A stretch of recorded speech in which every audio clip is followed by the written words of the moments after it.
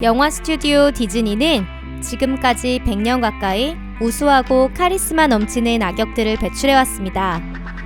화려하고 기억에 남는 캐릭터를 가진 그들에게 우리는 공포심과 동시에 호감을 느끼게 되곤 합니다. 그들의 성격을 깊게 알고 그들의 입장이 되어 생각해보면 악역은 비단 악역에 그치지 않게 됩니다. 다시 한번 말씀드리지만 이 영상은 여러분의 재미를 위해 만들어진 하나의 의견에 불과합니다.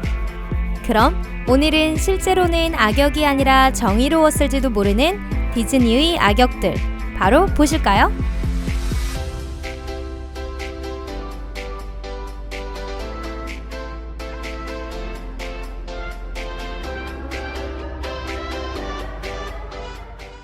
정글북 시어칸.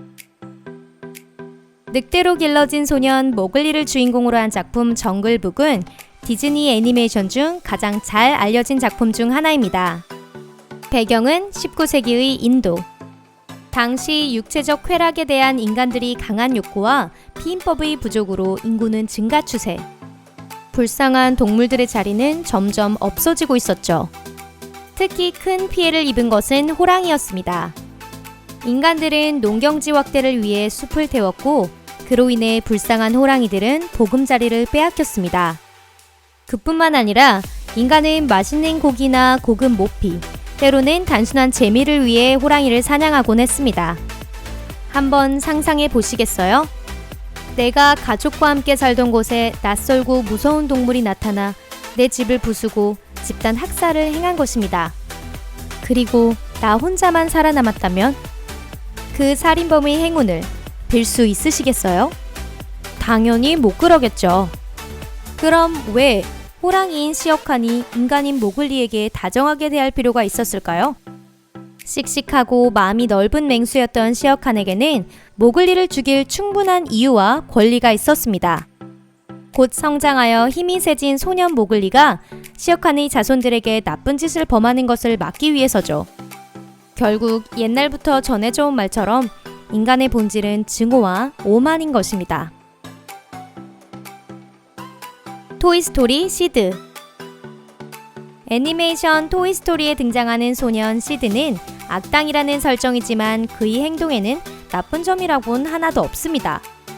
그저 자기 장난감을 갖고 놀았을 뿐이고 시드에게는 그 장난감을 해체하거나 또 폭발시킬 권리가 있었죠.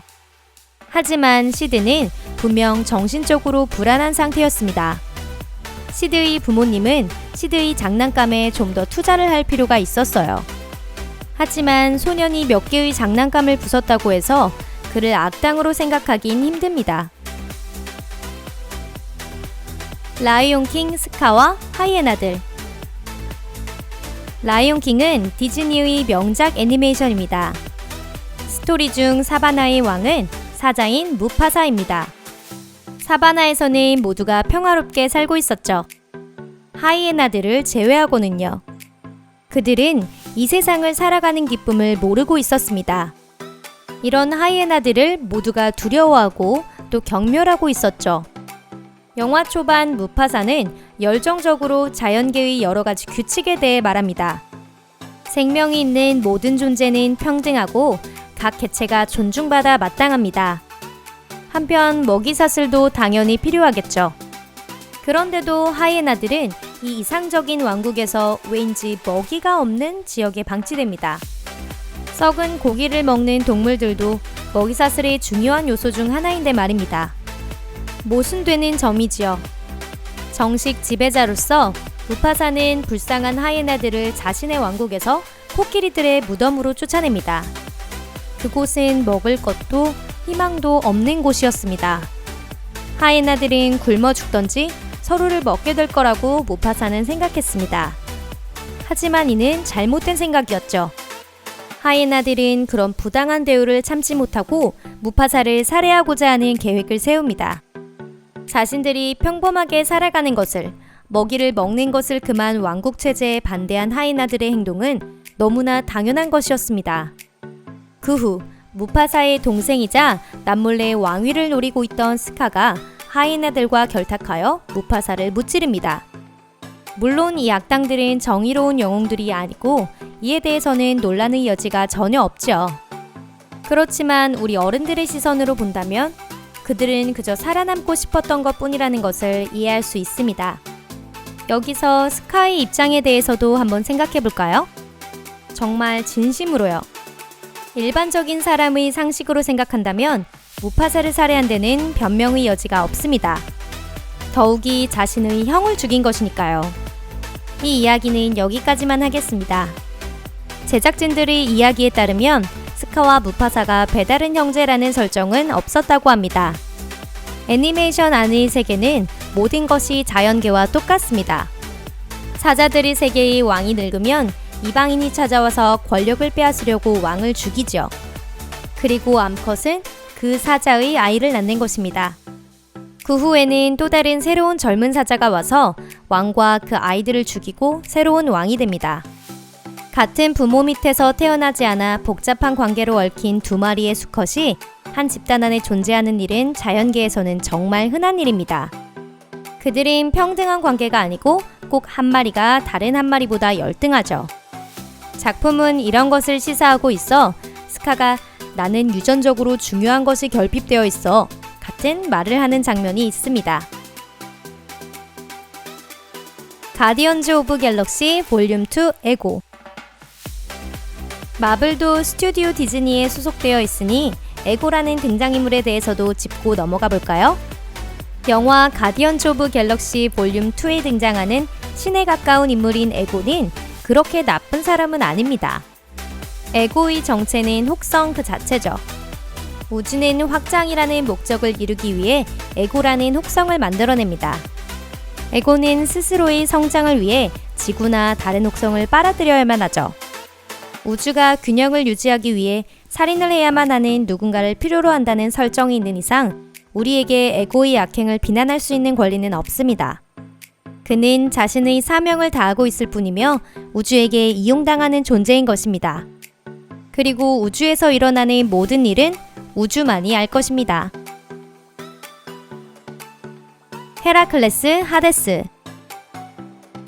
그리스 신화에서 지하왕국의 신인 하데스는 위대한 수단자입니다. 하데스의 형제인 신들이 동생인 제우스를 중심으로 평화로운 올림푸스에서 유유자적하며 살아가는 동안 불쌍한 하데스는 지하에서 내려온 죽은 자들의 영혼을 분류하고 있었습니다. 하데스는 매일 아픔에 울부짖는 방대한 양의 영혼들을 받아들여야만 했습니다. 결국 하데스는 모든 것이 싫어지고 말죠. 그는 동생 제우스를 무너뜨리려는 계획을 세웁니다. 자신을 이 더러운 지하에 쫓아내버리고 올림푸스의 최고 신의 자리를 차지한 제우스를요. 라이온킹에서의 하이에나들처럼 하데스는 그저 자신의 삶을 찾고 싶었던 것 뿐입니다. 알라딘 자파. 알라딘의 등장인물 자파에게도 비슷한 점이 있습니다. 여주인공인 자스민의 아버지이자 국왕이기도 한 슐탄은 느긋한 성격의 소유자입니다. 왕국의 온갖 관리를 떠맡은 것은 그의 충신이었던 자파였습니다. 자파가 자잘한 일을 처리하는 동안 슐탄은 장난감 피라미드에서 놀며 자기 나라의 법률조차 까맣게 모르고 있었습니다. 그렇지 않다면 그렇게 간단히 딸이 대신과 결혼하는 것을 허락했을 리가 없죠. 권력을 얻었음에도 자파는 슐탄을 쫓아내지는 못하고 그에게 어릿광대라는 당시에는 굉장히 명예로운 직업을 하사합니다. 논란의 여지가 있는 인물입니다. 어쩌면 그는 좋은 지배자가 되었는지도 모릅니다. 자, 영상이 길어질 것 같으니 2회분으로 나눌게요. 여러분, 시청해주셔서 감사합니다. 오늘은 실은 정의로웠던 디즈니의 악당 전편을 보내드렸습니다. 다음 편도 보고 싶으시다면 꼭 영상 밑의 좋아요를 누르고 댓글도 남겨주세요. 그럼 빨리 파트 2도 준비하겠습니다. 물론 좋아요 수가 충분히 모였을 때의 얘기지만요. 그럼 그때까지 건강하세요. 안녕히 계세요.